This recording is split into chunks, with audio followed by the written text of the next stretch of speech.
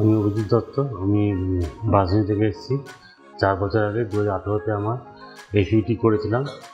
তারপর আমি আবার 2022-এ আমি নিউজ সম্বন্ধে জানতে পারি ইউটিউব থেকে, বিভিন্ন সার্চ করে জানতে পারি যেখানে ভালো রকম হেয়ার ট্রান্সপ্লান্ট হচ্ছে।